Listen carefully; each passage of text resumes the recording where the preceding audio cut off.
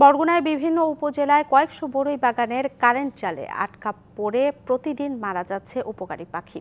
এতে ফসলের উৎপাদন কমে যাওয়া এবং পরিবেশ বিপর্যয়ের আশঙ্কা করছেন স্থানীয়রা।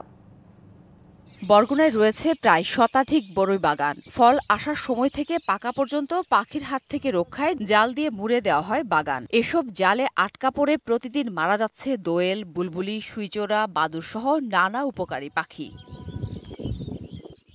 এসব পাখি ধানসহ বিভিন্ন ফসলের ক্ষতিকর পোকা খেয়ে কৃষকের উপকার করে থাকে। এতে সারসহ কীটনাশক ব্যবহার করতে হয় কম, রক্ষা করে পরিবেশের ভারসাম্য।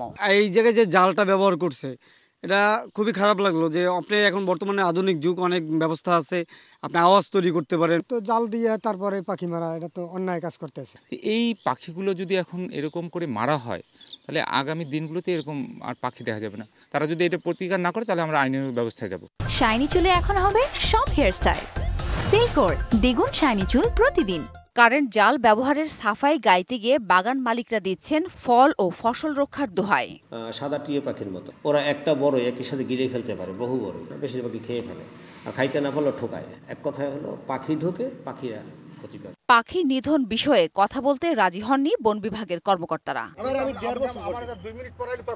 সচেতন নাগরিকরা বলছেন এভাবে পাখি নিধন হলে কমে যাবে ধানসহ বিভিন্ন ফসলের উৎপাদন, সেই সাথে রয়েছে পরিবেশ বিপর্যয়ের শঙ্কাও। পরিবেশের ভারসাম্য রক্ষা করতে হলে আমাদের কিন্তু পশু পাখিকেও বাঁচিয়ে রাখতে হবে এবং তাদের খাবারের যোগান আমাদের কি দিতে হবে। তো একদিকে পাখি খাবার পাচ্ছে না, আবার এই পাখিগুলো মেরে ফেলা হচ্ছে। বন্যপ্রাণী রক্ষার ক্ষেত্রে আসলে বন বিভাগের ভূমিকা নেই বললেই চলে।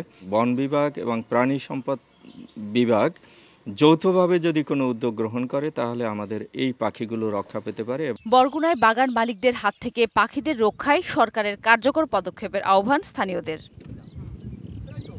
DBC news desk.